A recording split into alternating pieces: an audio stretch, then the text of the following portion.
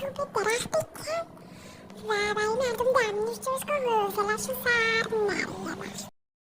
امروز اومدم چوب بکنم بریم دمنوش خوشمزه دارچین درست کنیم.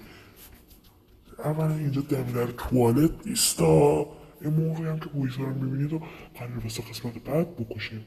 خانوم انقدر خوبه.